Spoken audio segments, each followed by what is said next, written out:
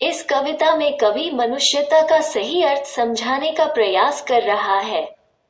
पहले भाग में कवि कहता है कि मृत्यु से नहीं डरना चाहिए क्योंकि मृत्यु तो निश्चित है, पर हमें ऐसा कुछ करना चाहिए कि लोग हमें मृत्यु के बाद भी याद रखें। असली मनुष्य वही है जो दूसरों के लिए जीना व मरना सीख ले।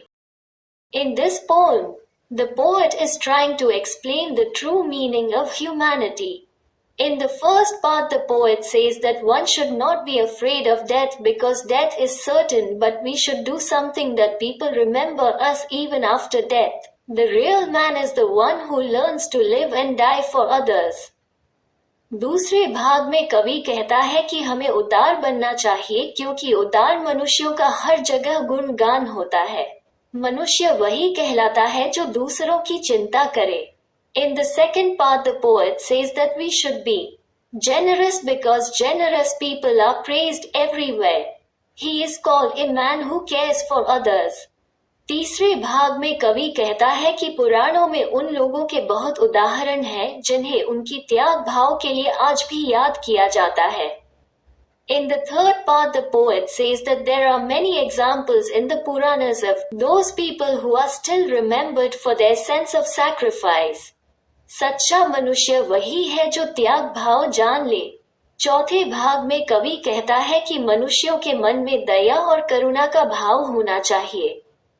मनुष्य वही कहलाता है जो दूसरों के लिए मरता और जीता है। A true man is the one who knows the spirit of sacrifice. In the fourth part, the poet says that there should be a sense of kindness and compassion in the minds of human beings. A human being is called the one who dies and lives for others. पांचवें भाग में कवि कहना चाहता है कि यहाँ कोई अनाथ नहीं है क्योंकि हम सब उस एक ईश्वर की संतान हैं। In the fifth part, the poet wants to say that there is no orphan here because we all are children of that one God. हमें भेदभाव से ऊपर उठकर सोचना चाहिए। छठे भाग में कवि कहना चाहता है कि हमें दयालु बनना चाहिए क्योंकि दयालु और परोपकारी मनुष्यों का देवता भी स्वागत करते हैं। We should think above discrimination. In the sixth part, the poet wants to say that we should be kind because even gods welcome kind and benevolent humans. अतः हमें दूसरों का परोपकार व कल्याण करना चाहिए। Therefore, we should do charity and welfare of others. सातवें भाग में कवि कहता है कि मनुष्यों के बाहरी कर्म अलग अलग हो परंतु हमारे वेद साक्षी है कि सभी की आत्मा एक है। हम सब एक ही ईश्वर की संतान है। In the seventh part, the poet says that the external deeds of humans may be different, but our Vedas are witnesses that everyone's soul is one. We are all the children of the same God.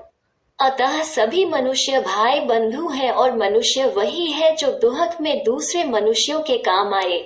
अंतिम भाग में कवि कहना चाहता है कि विपत्ति और विघ्न को हटाते हुए मनुष्य को अपने चुने हुए रास्तों पर चलना चाहिए। So, all humans are brothers and sisters. In the last part, the poet wants to say that while removing calamities and obstacles, man should walk on his chosen path.